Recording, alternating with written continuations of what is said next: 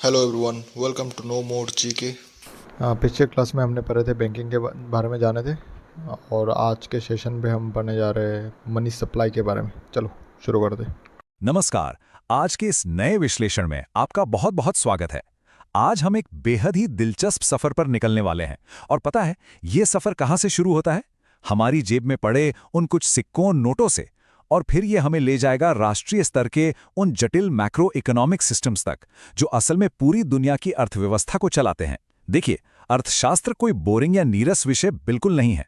सच कहूं तो ये प्रणालियों का एक ऐसा शानदार ढांचा है जो तय करता है कि ये दुनिया असल में काम कैसे करती है।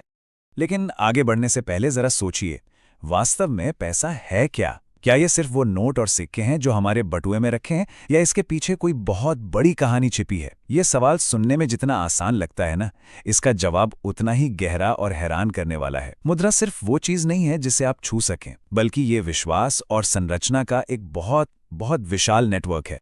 ठीक है, तो चलिए जल्दी से आज की चर्चा का रोड मैप देख लेते हैं।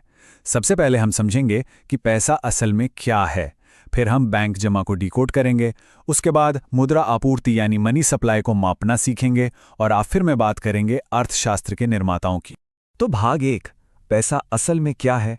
आइए मुद्रा के प्रकारों को समझते हैं। शुरुआत करते हैं फिएट मनी से। ये वो पैसा है जैसे हम और आप रोजमर्रा की जिंदगी में सबसे ज्यादा इस्तेमाल करते हैं, हमारे नोट और सिक्के। अब जरा सोचिए, आप किसी कैफे में गए और एक कप कॉफी के बदले हाथ से लिखा हुआ कोई वादा या प्रॉमिसरी नोट काउंटर पर दे दिया। क्या आपको कॉफी मिलेगी? बिल्कुल नहीं। यही वजह है कि लेन देन को आसान और प्रामाणिक बनाने के लिए फिएट मनी को मानक बनाया गया है। इसे सरकार की मान्यता प्राप्त होती है और ये हर जगह स्वीकार किया जाता है। अब थोड़ा इतिहास में चलते हैं। पहले मेटालिक मनी हुआ करती थी, मतलब सोने और चांदी जैसी कीमती धातुओं के सिक्के, जिनका मूल्य उस धातु के मूल्य के बराबर ही होता था। लेकिन आज क्या है? आज हमारे पास टोकन मनी है। आधुनिक सिक्कों का अपना कोई खास धातु मूल्य नहीं होता। एक सिक्के पर जो कीमत लिखी होती है ना, यानी उसका फेस वैल्यू, उसे बनाने में लगी लागत से कहीं ज्यादा होता है। तो अब उस सिक्के की भौतिक सामग्री नहीं, बल्कि पूरी व्यवस्था उसका मूल्य तय करती है। और फिर आता है क्रेडिट मनी।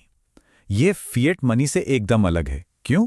क्योंकि इसका इस्तेमाल पूरी तरह से इस बात पर निर्भर करता है कि भुगतान लेने वाला व्यक्ति इसे स्वीकार करना चाहता है या नहीं। हुंडी, प्रॉमिसरी नोट या बिल ऑफ एक्सचेंज इसके बहुत बढ़िया उदाहरण हैं।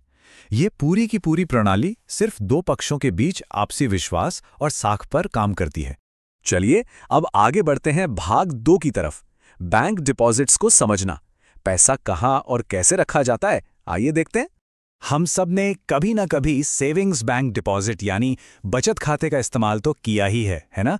ये घरेलू ग्राहकों के लिए सबसे आम खाता है। इसमें आपका पैसा सुरक्षित भी रहता है और उस पर आपको ब्याज भी मिलता है। पर यहाँ सबसे ध्यान देने वाली बात यह है कि इसे डिमांड डिपॉजिट कहा जाता है। इसका मतलब है कि जब भी आप अपना पैसा मांगेंगे, बैंक को वो आपको तुरंत देना होगा। हमारी रोजमर्रा की जरूरतों के लिए यह सबसे उपयोगी टूल है। अब अगर हम सेविंग्स और फिक्स्ड डिपॉजिट यानी एफडी की तुलना करें, तो चलिए इसे पानी के उदाहरण से समझते हैं। बचत खाते समझ लीजिए बहते हुए पानी की तरह हैं, आसानी से उपलब्ध और हमेशा इस्तेमाल के लिए तैयार। दूसरी ओर फिक्स्ड डिपॉजिट्स बर्फ की तरह हैं। इस पैसे को एक निश्चित समय के लिए फ्रीज कर दिया जाता है।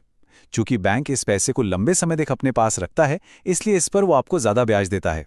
लेकिन हाँ, अगर आप इस बर्फ को समय से पहले तोड़ने की कोशिश करेंगे, यानी मैच्योरिटी से पहले पैसा निकालेंगे, तो बैंक आप पर जुर्माना जरूर लगाता है। और ये जो रीइन्वेस्टमेंट डिपॉजिट्स है ना, ये शानदार ढंग से दर्शाते हैं कि पैसा खुद को कैसे बढ़ाता है। ये बिल्कुल एक जादुई चक्र की तरह है। आप फंड जमा करते हैं और जो ब्याज मिलता है वो वापस उसी फंड में जुड़कर निवेश हो जाता है। और जैसा कि स्रोत में बताया गया है, ये ब्याज हर तिमाही यानी हर 3 महीने में कंपाउंड होता है। इस तरह आपको ब्याज के ऊपर भी ब्याज मिलता है और आपका पैसा तेजी से ग्रो करता है। और आखिर में बात करते हैं आवर्ती जमा या रेकरिंग डिपॉजिट्स यानी आरडी की। ये उन लोगों के लिए एक बहुत ही बढ़िया रणनीति है जो एक साथ बड़ी रकम जमा नहीं कर सकते, लेकिन हर महीने थोड़ा थोड़ा बचाने का कमिटमेंट कर सकते हैं। ये बचत का एक बहुत ही स्थिर और अनुशासित तरीका है। अब जरा मैक्रो लेवल पर चलते हैं। भाग 3, मनी सप्लाई को मापना। राष्ट्रीय स्तर पर यह सब कैसे गिना जाता है? अब इस परिभाषा में जो सबसे दिलचस्प बात है वो ये कि मनी सप्लाई असल में है क्या। स्रोत के अनुसार इसकी बिल्कुल सटीक परिभाषा है जनता के पास जो नकद मौजूद है वो, और वाणिज्यिक बैंकों में रखा गया आपका डिमांड डिपॉजिट। इसे मोटे तौर पर 4 अलग-अलग श्रेणियों में मापा जाता है, M1, M2, M3 और M4। चलिए देखते हैं कि ये अलग-अलग कैटेगरीज एक दूसरे से कैसे जुड़ती हैं। M1 सबसे बुनियादी रूप है। इसमें जनता का पैसा, डिमांड डिपॉजिट्स और आरबीआई के पास अन्य जमातें हैं। M2 इससे एक कदम आगे है। इसमें M1 के साथ पोस्ट ऑफिस की बचत भी जुड़ जाती है। फिर आता है M3, जिसमें M1 और बैंकिंग सिस्टम के टाइम डिपॉजिट्स यानी FD वगैरह शामिल होते हैं। और अंत में है M4, जो सबसे बड़ा दायरा है। इसमें M3 के साथ पोस्ट ऑफिस की सभी जमा राशियां शामिल होती हैं। लेकिन यहां एक बहुत जरूरी बात याद रखने वाली है। M4 में नेशनल सेविंग सर्टिफिकेट्स यानी NSC को शामिल नहीं किया जाता है। इन्हें नैरो मनी और ब्रॉड मनी के नाम से भी जाना जाता है। चलिए फिर से अपने पानी वाले उदाहरण पर लौटते हैं। M1 और M2 नैरो मनी है।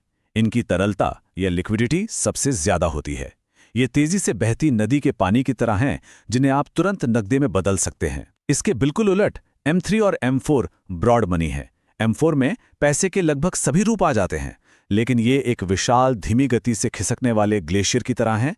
ये अर्थव्यवस्था का कुल आकार तो बहुत बड़ा दिखाता है, लेकिन इसे तुरंत कैश में बदलना सबसे मुश्किल काम है। तो यहाँ सबसे अहम बात यह है कि इस पूरी संरचना के बिल्कुल बेस में यानी नींव में एक और पैमाना होता है, जिसे M0 या रिजर्व मनी कहते हैं। ये वो बुनियादी पैसा है जिसे सीधे रिजर्व बैंक यानी आरबीआई कंट्रोल करता है। इसमें चलन में मौजूद करेंसी और आरबीआई के पास बैंकों और अन्य संस्थाओं का जो पैसा जमा है वो शामिल होता है। यही वो असली नींव है जिस पर मनी सप्लाई की इतनी बड़ी इमारत खड़ी होती है। और अब हम आते हैं अपने आखिरी हिस्से पर, भाग 4, अर्थशास्त्र के निर्माता। वो कौन लोग हैं जो इन नियमों को बनाते हैं? चलिए कुछ उन बेहद अहम समितियों और उनके सुधारों पर नजर डालते हैं जिन्होंने हमारे सिस्टम को आकार दिया है। विजय केलकर जी के नेतृत्व में 2 बार समितियां बनी, 2002 में टैक्स रिफॉर्म्स के लिए और 2012 में राजकोषीय समेकन यानी फिस्कल कंसोलिडेशन का रोड मैप तैयार करने के लिए। इसी तरह M नरसिम्हम जी की अध्यक्षता में 1991 और 1998 में समितियों ने वित्तीय और बैंकिंग क्षेत्र में ऐसे क्रांतिकारी सुधारों का सुझाव दिया जिन्होंने हमारे आज के आधुनिक बैंकिंग की नींव रखी। इसके अलावा 2005 में सुरेश तेंदुलकर समिति ने गरीबी अनुमान लगाने के तरीकों की समीक्षा की। ये वो बड़े स्ट्रक्चरल रिफॉर्म्स हैं जो सीधे तौर पर तय करते हैं कि हमारी अर्थव्यवस्था और बैंकिंग सिस्टम काम कैसे करेगा। अब जब हम इस चर्चा के बिल्कुल आखिर में हैं, तो एक बहुत ही गहरा सवाल जहन में आता है। हमने अभी देखा कि M4 या ब्रॉड मनी में जो इतनी बड़ी संपत्ति दिखती है, उसमें से ज्यादातर असल में कोई कैश नहीं है। वो बस बैंक के सर्वर्स पर दर्ज कुछ डिजिटल नंबर्स हैं। तो सोचने वाली बात यह है, अगर पैसे का इतना बड़ा हिस्सा महज एक डिजिटल रिकॉर्ड है, तो हमारी पूरी की पूरी अर्थव्यवस्था का कितना बड़ा हिस्सा सिर्फ और सिर्फ इस शुद्ध विश्वास पर टिका है कि बैंक जब हम मांगेंगे तो हमारा पैसा वापस कर देगा। सच में ये एक ऐसा विचार है जो अर्थशास्त्र को सिर्फ कुछ आंकड़ों और नंबरों से बहुत आगे ले जाकर इंसानी मनोविज्ञान और भरोसे का एक अद्भुत विषय बना देता है। इस पूरे विश्लेषण में हमारे साथ जुड़े रहने के लिए आपका बहुत बहुत शुक्रिया। ऐसे ही सीखते रहें और इस आर्थिक दुनिया को हमारे साथ डिकोड करते रहें।